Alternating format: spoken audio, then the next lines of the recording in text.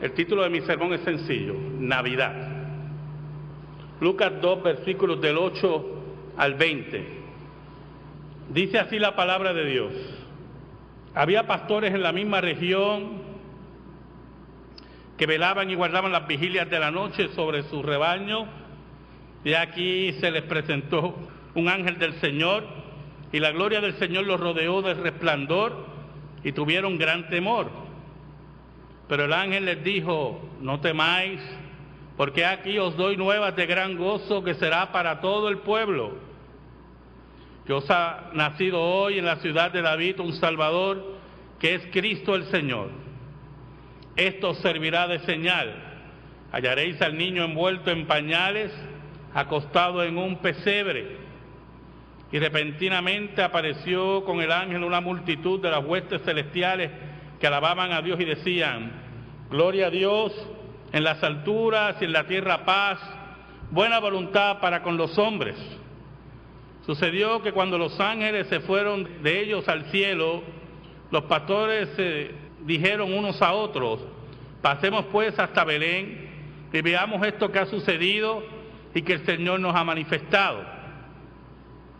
Vinieron pues apresuradamente y hallaron a María y a José y al niño acostado en el pesebre, y al verlo dieron a conocer lo que se les había dicho acerca del niño.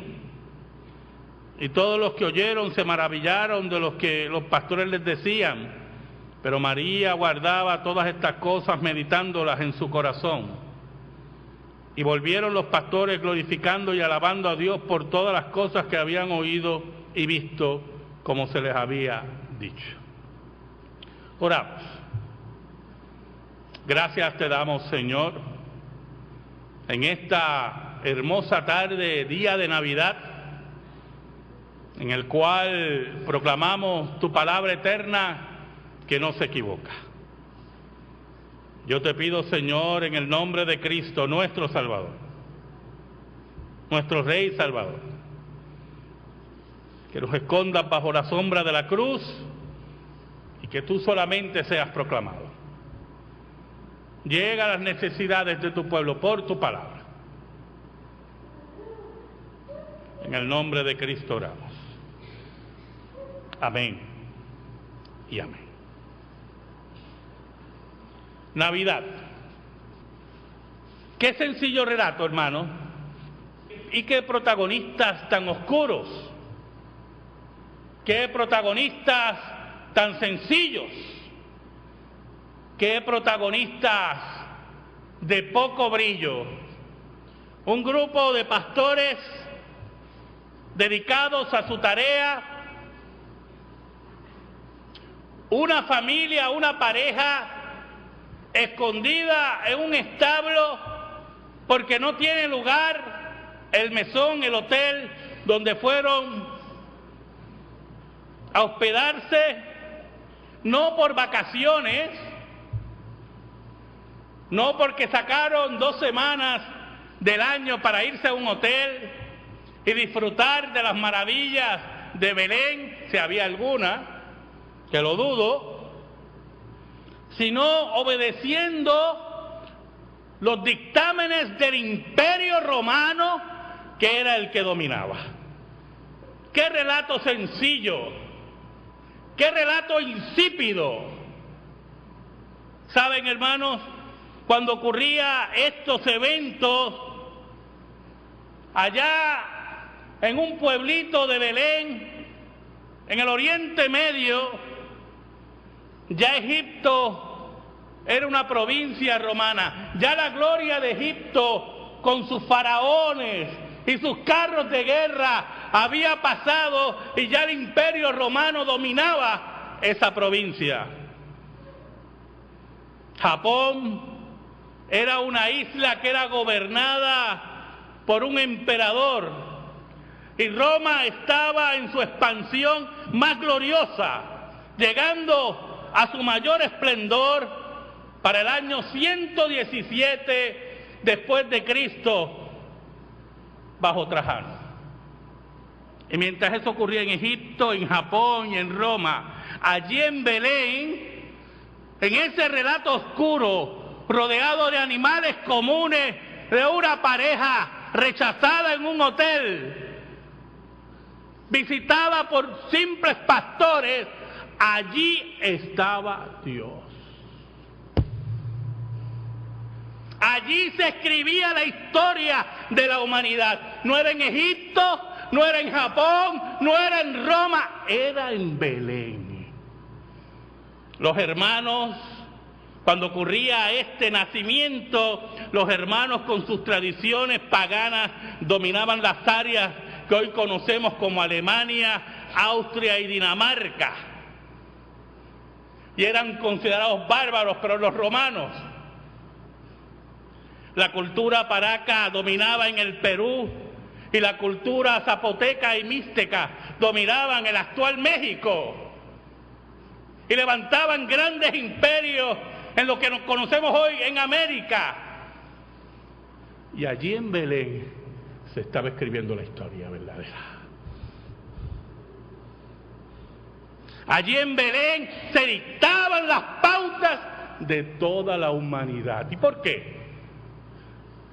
Porque dependiendo de la relación que tú tuvieras con ese niño,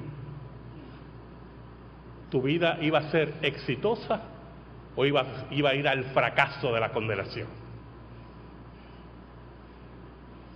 Y es muy importante lo que le estoy diciendo, la palabra éxito, que mucho la oímos hoy, ¿verdad? Tenemos que ser hombres y mujeres de éxito. El hombre de éxito hoy es aquel que está en un buen carro, no voy a decir marca porque aquí hay tantas marcas que no quiero que nadie se ofenda, en un buen carro, con buena ropa, con un trabajo seguro y con una Mont Blanc en su mano derecha e izquierda, dependiendo, ¿verdad? La mujer de éxito es aquella que se realiza fuera del hogar, porque no, la mujer de éxito no es aquella que tiene hijos, la mujer de éxito no es aquella que gobierna su casa, como dice la Escritura, no, la mujer de éxito, según los dictados del mundo, es aquella que evita a los hijos lo más posible, que se desarrolla como una profesional y no se deja dictar pautas de ningún hombre, y si se tiene que quedar sola hasta el final de sus vidas, porque ningún hombre la gobierna, que se quede sola. Pero allí en Belén, en el pesebre, rodeados de animales comunes y de pastores oscuros que hasta el día de hoy no sabemos ni sus nombres, allí se escribía la historia de cada uno de nosotros.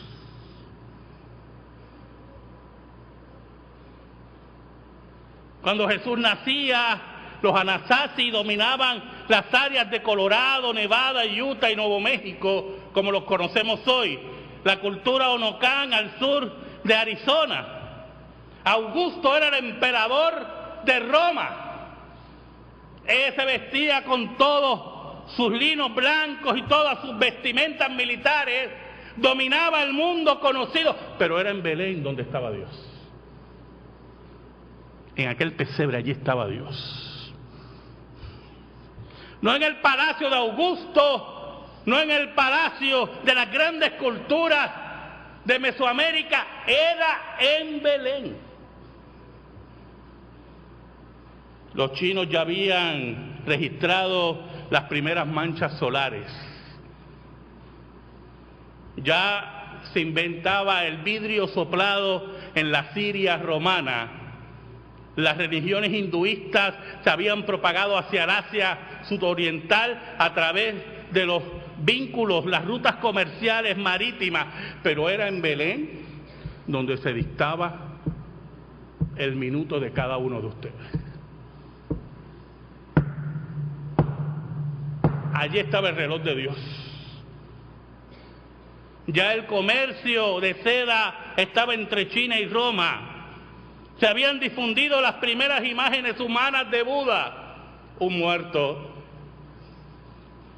La población mundial era de 250 millones de personas, menos de la población de Estados Unidos actual.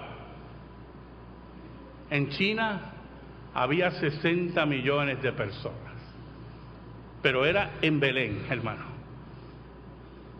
Allí en un pesebre, allí rodeado de pastores, allí rechazados por el mesón, allí en ese pesebre estaba Dios. En Roma se aprobaba una ley que permitía torturar a los esclavos y marcarles la cara con hierro caliente. Esa ley, a la larga, ese pesebre la iba a cambiar. En esa noche extraña, lúgubre, en esa noche donde María y José enfrentaban el dilema de que la misma María tenía ya sus contracciones, en esa noche donde el imperio romano seguía vistiéndose de su gloria, donde las religiones hindúes se movían alrededor del mundo, donde los imperios de Mesoamérica se levantaban, en esa noche, allí en Belén estaba Dios. En esa noche, los ángeles no se dirigieron al trono de Augusto. Los ángeles no se movieron a Mesoamérica. Los ángeles no se movieron a las religiones hinduistas, ni a India, ni a China. Los ángeles fueron a un grupo de pastores en Israel. Y le daban el anuncio más trascendental de la historia. El anuncio más impactante de toda la historia de la humanidad. Dios se ha hecho hombre. Pero no solamente era el simple hecho de que Dios se había hecho hombre. Las religiones posteriormente van a intentar decir que Cristo era otro fundador de religión más, o Cristo era otra deidad encarnada. El problema aquí es que la declaración bíblica era que aquel que se había hecho hombre tenía tres características. Número uno, era Dios. Número dos, cumplía todas las profecías. Dios había dictaminado que un día Él mismo vendría a salvar a su pueblo. Él mismo tomaría condición de siervo. Pero hay una tercera característica muy importante.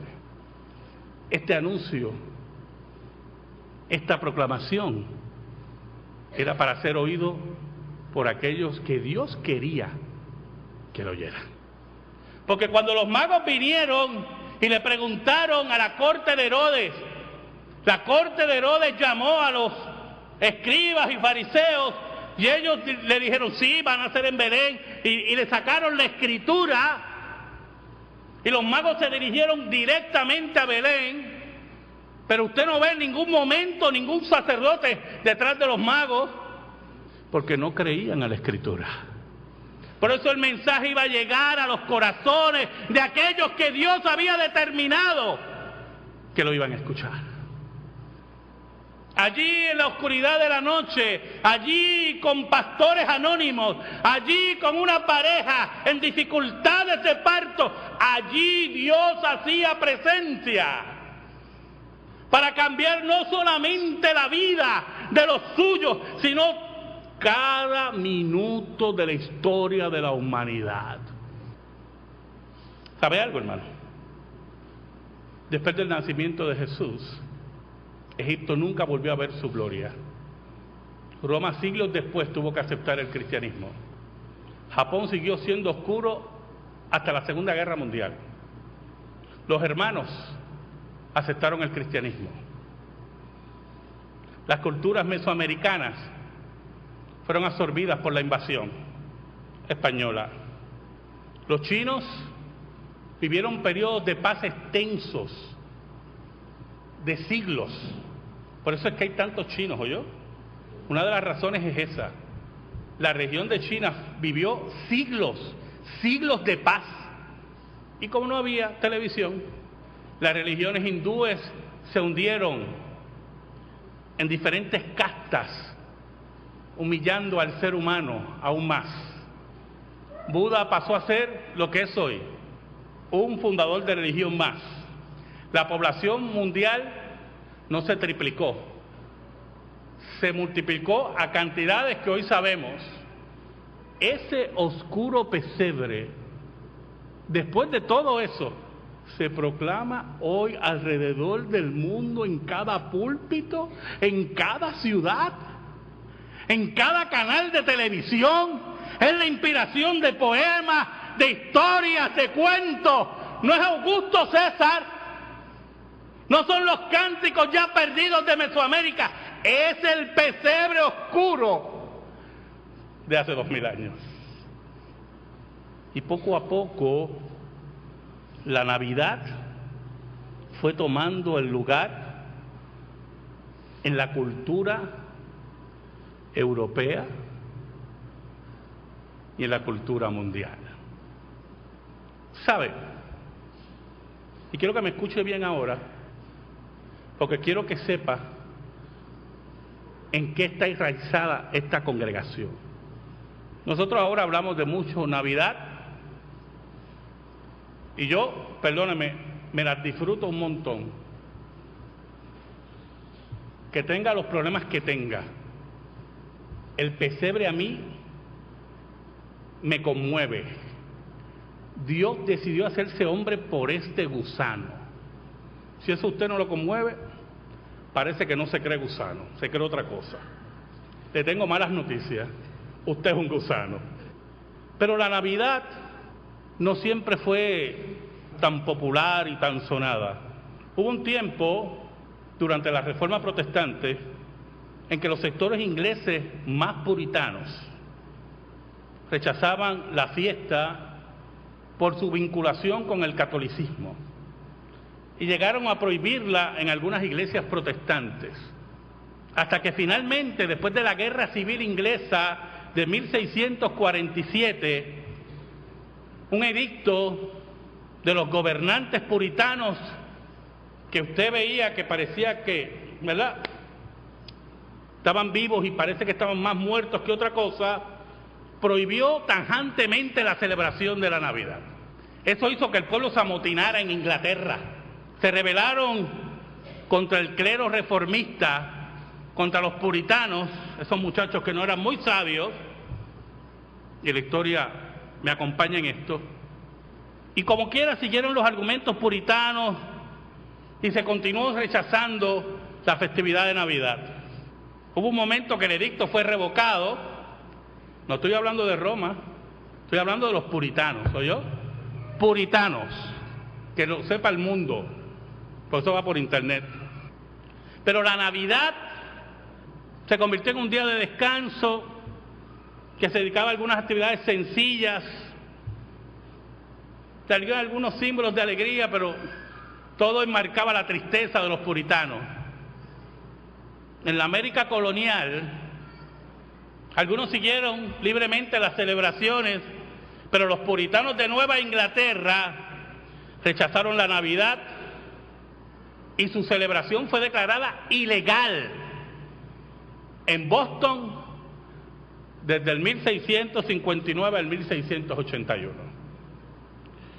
Después de la Revolución Norteamericana, se extendió algo la fiesta de Navidad, pero perdió importancia y se iba apagando. Y el mundo no se acordaba de Jesús. Los puritanos no entendían el simbolismo de la Navidad, hasta el día de hoy ni lo entenderán jamás. Pero un hombre en Inglaterra, en 1843, escúchame bien, en 1843, un hombre, Charles Dickens, escribió una novela corta, Historia de Navidad, Christmas Carol.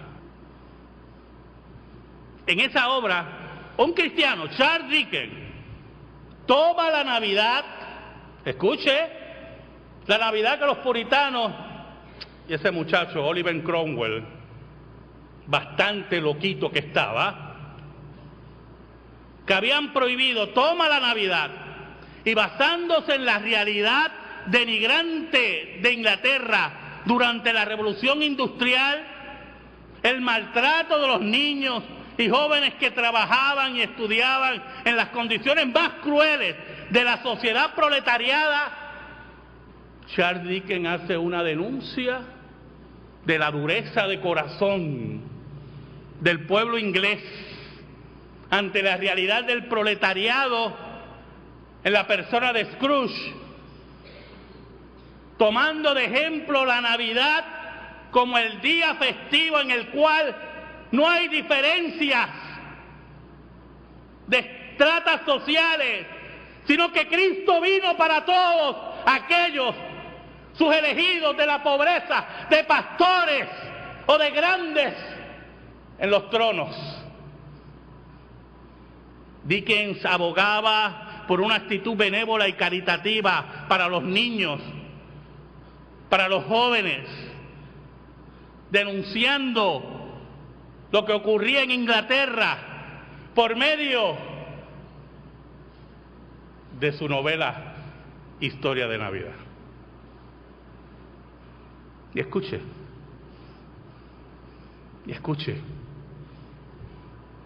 por cierto, yo he conocido a muchos Scrooge y todavía conozco unos cuantos.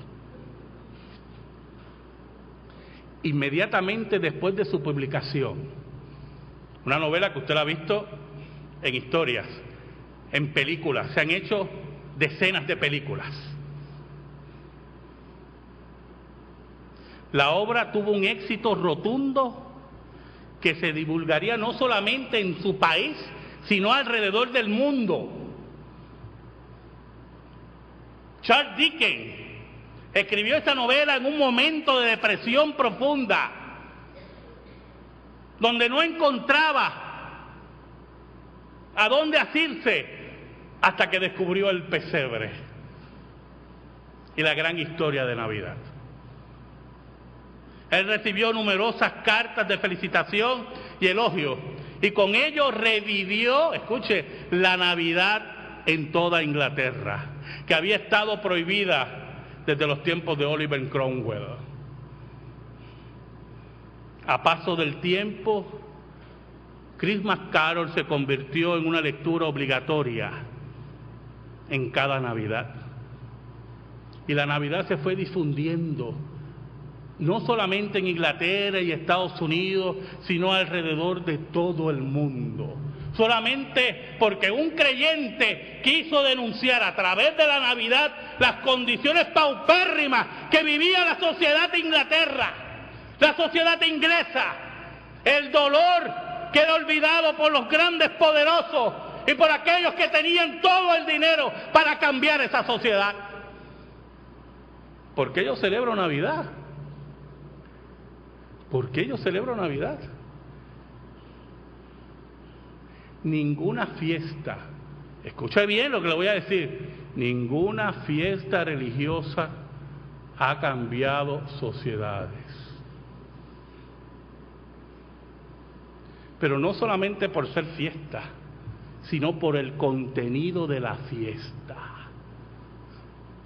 Allí en medio del Imperio Romano, allí en medio de la decadencia de Egipto, allí cuando se levantaban los grandes imperios de Mesoamérica, allí en el pesebre, un grupo de pastores y una familia estaba escribiendo la historia de la humanidad. Hoy desde este púlpito, desde las novelas de Charles Dickens, desde todo lo que se escribe hoy, se proclama hoy, desde que se construyen diferentes programas de televisión y del cine, proclamamos que Dios se hizo hombre. Amén. Gracias te damos, Señor. Gracias te damos en esta tarde por tu palabra. Oh, tu palabra que es como espada de dos filos y cambia las diferentes sociedades. Atesórala en el nombre de Jesús. Amén y amén. Estamos en silencio, hermano.